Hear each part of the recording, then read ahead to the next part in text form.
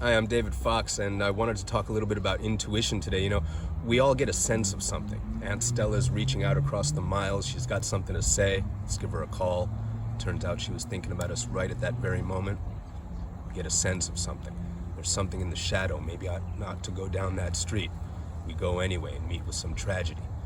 You get a sense of something. Today's going to be that lucky day. Fortune's going to smile on us, and it does.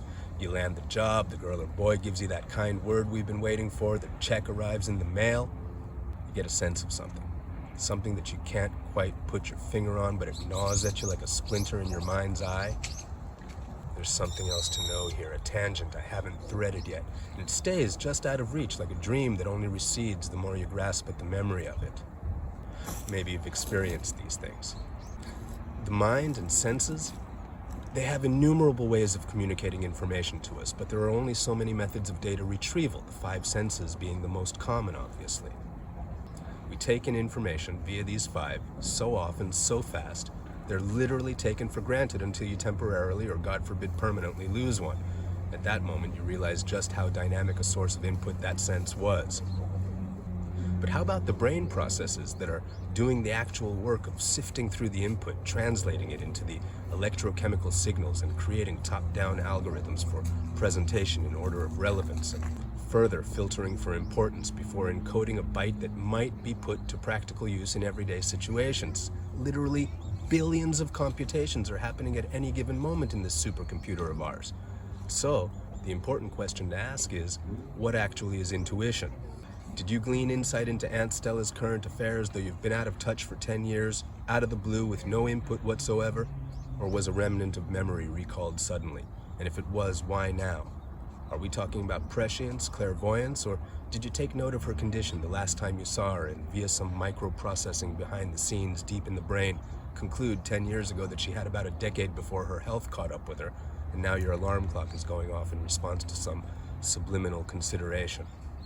Is it clairsentience that tells you evil things lurk in dark shadows, or experience? Or imagination based on experience or hearsay?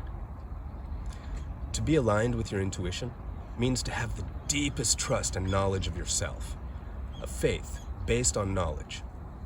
To be aligned with the intuition means that you know, and can do, can respond, can adapt. You are resourceful and confident of the resources at your disposal.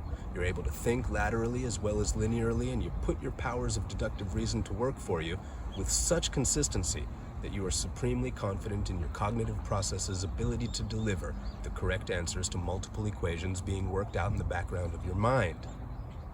To be aligned with the intuition, it means that you're so confident in the mind's ability to do its job that you give leave to the subconscious to do its work without your conscious oversight.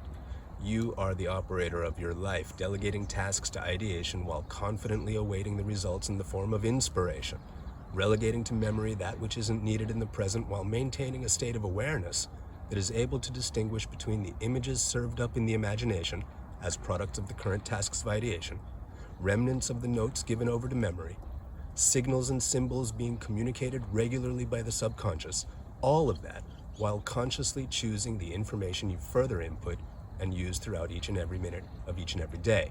Superhighway! You ride upon it every day, whether you like it or not, whether you're aware of it or not. Drive fast, drive slow, take in the sights, sleep at the wheel, stop at Big Sur, pick up a hitchhiker. You don't necessarily have to be a passive participant of the process. You, as the owner and operator of your mind, can stand at the center of these operations and be the director. And what a power of life and destiny you hold when you consciously take the wheel. But back to intuition.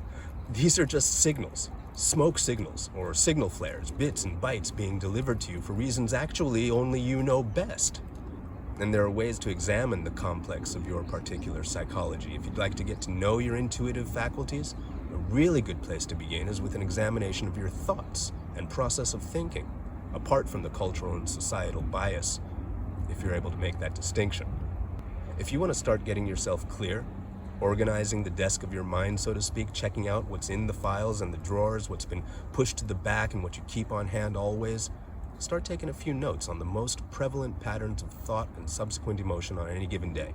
I'm talking about the thoughts that rise up when you're daydreaming, not when you're at your office doing your job for Mr. Jones, or Look at the pattern of your dreams and take note of what the subconscious is communicating to you at night.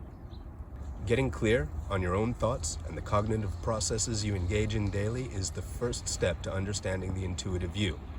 Developing that intuitive faculty, much like developing the creative faculty or the analytical, will then come down to identifying your motivation, goals, and practice method. I'll get into that later.